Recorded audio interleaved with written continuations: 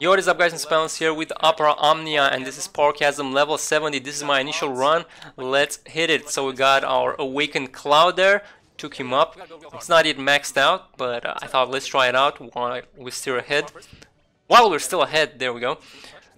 We brought in our top tier, or not top tier, our top DPS team, which is Tidus, Lightning, and Cloud there. Also Cloud Friend, plus Ifrit.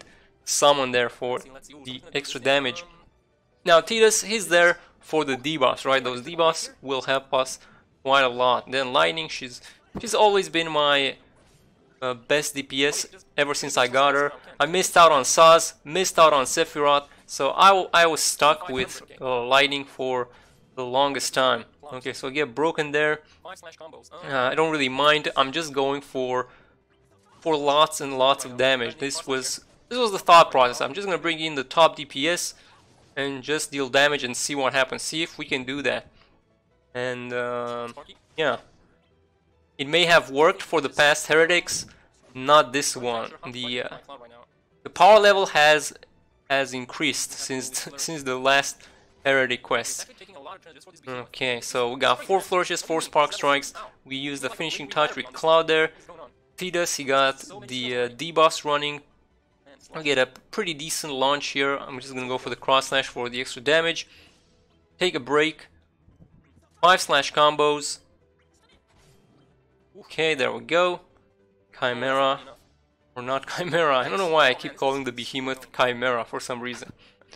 The Cloud is running out of buffs. We do have 2 more finishing touches. And that brave damage. He's gonna hit a lot harder too while I level him up. I hear he gets 100 attack passive on level 60. I'm pretty hyped about that one. Plus the raw stats that you get every single level. Okay, so for the second wave we got the double giants here, which is gonna be pretty interesting. So I figure you wanna go hard on this wave.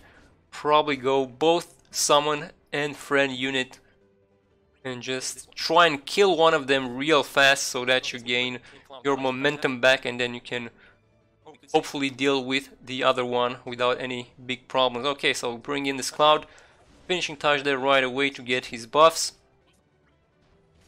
Didn't really bother to try and set it up, just go for it. Let's just do it. No time to plan around that kind of stuff. It's all about damage. Let's do some damage. Okay, so we summoned there, but I forgot that these things are actually resistant to fire. So now I'm thinking, okay, so we're gonna miss out some damage here. It's whatever, man. Okay, let's just go for it. We can go in a second time. Right now, I just want to do it. I just want to see what happens. Okay, so we kind of dodged the thing there with Lightning since we use Spark Strike. We deal Thunder. Doesn't matter if they're immune to fire. We also did an HP there, but we did do a few brave attacks there, which were gimped by that fire buff. Okay, he's on the red bar though, so that's nice. Got the debuffs on all of them from Tidus. They're not HP attacking yet, which is pretty good, because we do want that Ifrit buff for as long as possible. That's going to be an HP or a cross slash. There we go, that was the other Cloud. Is going to take some damage. We did get a paralysis there.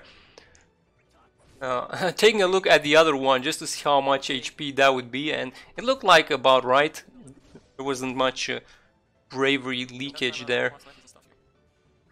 Okay, we have no turns left on the Cloud Friend. Lightning, she's got 2 flourishes, 2 spark strikes left. I think I tried to play fairly safe with her, try to get as much as I can from her brave regen, so I was trying to make her last as long as possible, but we don't have any brave batteries or any kind of other support. Not that she really needs it since she is her own support with her buffs, but a brave battery would have been nice to make her save her skills for the final boss. But this is pretty much the final boss, so I guess we're right. If you use the skills here, then you're good. So I have the brave regen there. As you can see, I'm going for the brave attack. Try to make her last as long as possible. We take the damage on Tidus, which is perfect here because Tidus doesn't doesn't bring too much to the table after he's done his thing. Although he, I think he has, no. Lightning still has more attack with the, especially for the final wave. And she needs her full health, right? If she would lose that, then she can't get her attack buff. And then Cloud has the synergy here, so he will have a lot of attack. So I think that went pretty well there.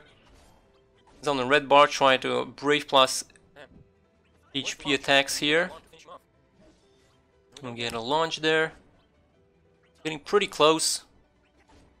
Tidus is not getting HP attacked, but gotta go for the Spark Strike there. Okay, yeah, so we take a 2800 there, which is pretty dangerous, because now he's in a kill range. Alright, wave 3. So for wave 3 is the guy Behemoth, and you might say it's easy, but not for this team, as you'll see right now. So we got the D-Boss there, pretty straightforward, but Lightning, look at that. So that's her final Brave regen there. She's got one Spark Strike left, which, think about it, no, it's fine, it's fine. I was for some reason thinking I should have done more Spark Strikes on the Giants, but hey, it worked out.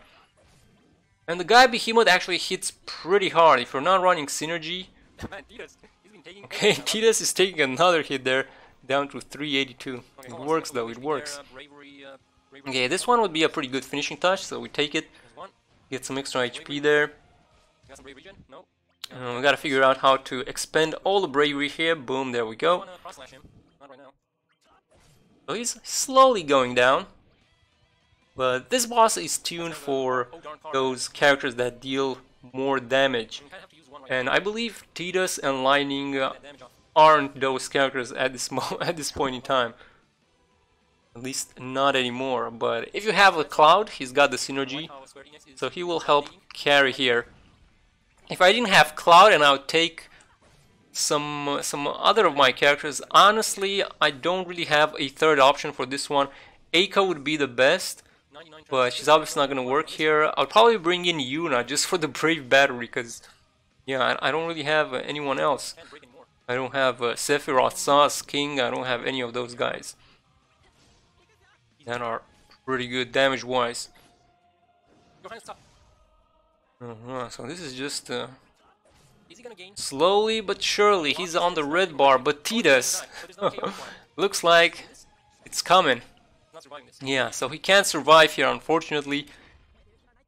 As I said, once he went down to red bar during that second wave, I knew it. I knew this was gonna happen. It's just a matter of time. The boss at some point will target Tidus or will reset, and I won't be able to break him, and there's no way Tidus will survive. It's just how it goes. Unless you have HP regens or some heals or something, you're just dead at that point. And Lightning, she also is on the red bar, and it looks like she got pretty close there. She almost died too, but hey, we cleared the level there. We can pretty much go with the same team and complete it. We got the Cloud thing there, so that kind of works. 42k, I'm not sure. Can you get 42k? We got 1 KO there. 24k, I wonder how much score we would have gotten. It's still 123 turns. It's like a lot of turns. I don't know if we can get the score for this one, to be honest. But anyway, guys, that is it for the initial run for the Power Chasm. You kind of need some of those newer characters. The game is getting pretty hard right now. We already had a pretty rough last month. If you don't have some of the newer characters, if you don't have a Saz, if you don't have a Sephiroth King, Sid, some of these new characters, it's gonna be rough. I would say probably pull for Terra or something. But anyway, guys, that is it for this video. Let me know what you guys think. Did you guys try this fight with someone less meta, someone outside of the usual suspects that do really well, such as Sephiroth and Saz? And if you didn't, who did you use for this one in general, and how did you manage it? What did you think of this fight? Anyway, guys, I shall see you in the next one. Have a good one and take care.